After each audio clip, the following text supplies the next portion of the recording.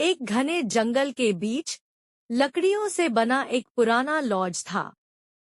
दिन में वह जगह साधारण लगती थी, लेकिन रात होते ही वहां की हवा बदल जाती थी। लॉज में कई कमरे थे, पर एक कमरा ऐसा था जो हमेशा बंद रहता था। उस कमरे के दरवाजे पर अजीब निशान बने थे। सांपों के निशान। बड़े सांप, छोटे सांप, लिपटे हुए सांप, खुले मुंह वाले सांप। लकड़ी पर खुदे ये निशान इतने गहरे थे जैसे किसी ने नाखूनों से नहीं, जिंदा सांपों से उन्हें बनवाया हो। लोग कहते थे, जो भी उस कमरे में गया वह वापस पहले जैसा कभी नहीं लौटा। लेकिन रवि इन बातों पर विश्वास नहीं करता था। रवि एक कंटेंट क्रिएटर था। डरावनी जगहों पर रहकर वीडियो बनाना उसका काम था। व्यूज के लिए वह किसी भी हद तक जा सकता था। जब उसे इस कमरे के बारे में पता चला, तो उसने फैसला कर लिया, आज रात यहीं रुकेगा। लॉज के मालिक ने उसे रोकने की कोशिश की। उसकी आवाज कांप रही थी।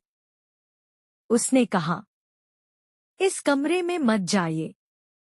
लेकिन रवि मुस्कुरा दिया।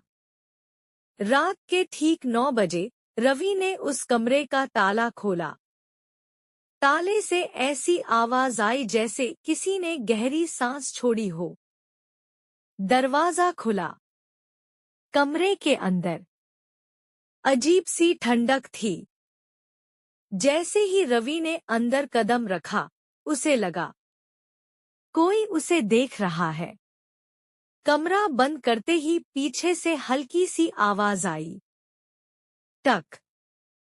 रवि ने ध्यान नहीं दिया। कमरे की दीवारें सांपों की पेंटिंग्स से भरी थी। सुनहरे सांप, काले सांप, हरे सांप और सफेद सांप, जिनकी आंखें लाल थीं। वे पेंटिंग्स नहीं लग रही थी, वे जिंदा लग रही थी। उनकी आंखें रवि कोडोट फॉलो कर रही थी। रात गहरी होती जा रही थी। घड़ी में 12 बजते ही कमरे की हवा भारी हो गई। तभी रवि ने कुछ अजीब देखा। एक पेंटिंग वाला सांप, जो पहले बाईं तरफ था, अब दाईं तरफ दिख रहा था। रवि ने आंखें मलीं। फिर देखा, वह सांप वाकई अपनी जगह बदल चुका था। और तभी कमरे में एक आवाज गूंजी, स।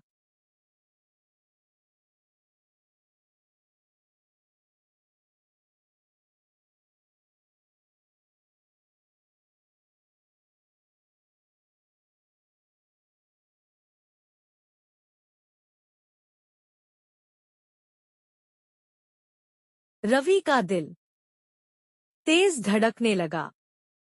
वह नीचे देखता है। फर्श पर नन्हे नन्हे सांप रेंग रहे थे। 1, 2, 10, फिर दर्जनों, फिर सैकड़ों। वे सब बिस्तर के नीचे घुस जाते हैं। रवि डर के मारे पलक झपकाता है और अचानक फर्श पूरी तरह साफ, जैसे कुछ हुआ ही न हो। घबराकर रवि शीशे के सामने जाता है। शीशे में वह खुद को देखता है, लेकिन उसके पीछे छत से लिपटा हुआ एक विशाल सांप, मोटा शरीर, चमकती त्वचा, बार बार बाहर आती जीभ। रवि धीरे से पीछे मुड़ता है। वहां कुछ भी नहीं। अचानक शीशा जोर से टूट जाता है। टूटे टुकड़े जमीन पर गिरते हैं। उनका आकार बिल्कुल सांप की केंचुली जैसा था। दीवारों से चरमराने की आवाज आने लगती है। छोटे छोटे छेद बनते हैं और उन छेदों से सांप बाहर निकलने लगते हैं।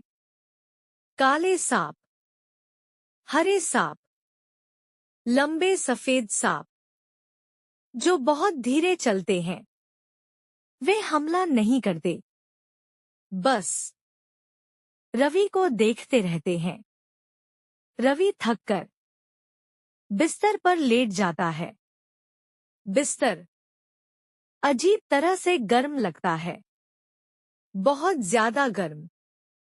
कंबल धीरे से हिलता है। अंदर गद्दा नहीं, एक विशाल कुंडली मारा हुआ सांप। वह धीरे धीरे सांस ले रहा था। रवि चीखना चाहता है, लेकिन आवाज नहीं निकलती। उसकी पीठ में तेज दर्द होता है। उसकी त्वचा पर सांप की परत बनने लगती है। उसके पैर आपस में जुड़ने लगते हैं। उसकी जीभ दो हिस्सों में बंट जाती है। चारों तरफ सांप अपने सिर उठाते हैं। वे गुस्से में नहीं थे। वे उसका स्वागत कर रहे थे। वे दुश्मन नहीं थे। वे परिवार थे। सुबह होती है। लॉज का मालिक डरते हुए कमरे का दरवाजा खोलता है। कमरा खाली होता है। रवि गायब। दीवार पर एक नई पेंटिंग होती है। एक इंसानी चेहरा, सांप का शरीर और चमकती हुई आंखें। उस रात उस कमरे में एक सांप और बढ़ जाता है और वह मुस्कुरा रहा होता है।